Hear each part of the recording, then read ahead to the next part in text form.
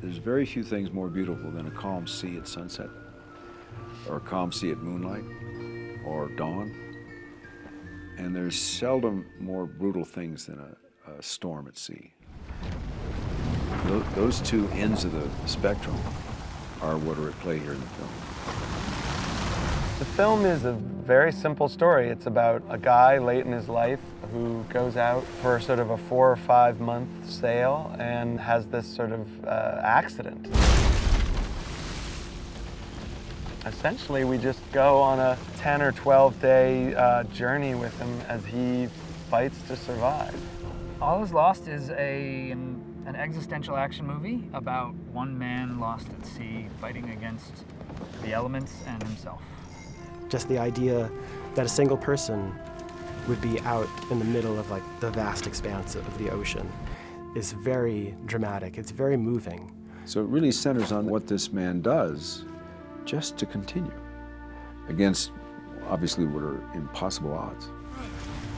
Robert Redford plays our man. He is on a journey out at sea and finds himself up against the forces of nature where Mother Nature just doesn't let up on him. Redford's character is, is an absolute, everyman. You don't know his name, you don't know exactly why he's there. And I think it's fascinating to watch an actor whose face we know so well sit on that screen and wrestle with these huge life issues. And you think about guys his age, there's only a couple of those guys that you really want to see go through an adventure like this. This isn't, a cast of 5, 10, 20. This is a cast of one.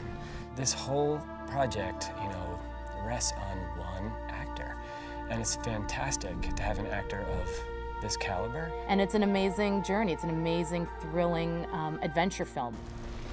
When he came to me, because of my age, he said, look, I wrote this with you in mind. When I read it, I said, Jesus, this is pretty tough stuff. And in fact, there was only one character in it, and there was no dialogue. I felt that kind of boldness was really exciting. I tend to lean towards things that are not so easily identifiable. This is a movie that you're with him. So it's an adventure you get, as an audience member, get to go on, as opposed to get to watch. The movie is trying to be as real as possible. I mean, Bob is in a lot of real situations himself. So we don't want to have the movie look, synthetic or artificial. It sort of has the ambition, effects-wise, in terms of water, of a tentpole movie. Like, we have just a guy and his thoughts and his actions to save himself and sort of discover his own relationship to mortality.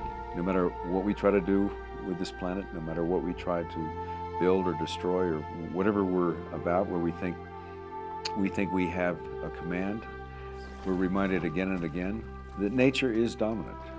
And finally, in the end, I think nature has control. It's going to be a heck of a thrill ride. It's going to be exciting and exhilarating and terrifying. It'll be somewhat enlightening, hopefully, as well. So, if you can somehow figure out to combine those two things, where you entertain people and thrill them, but also show them something about the core of human beings, that's all I sort of hope to achieve.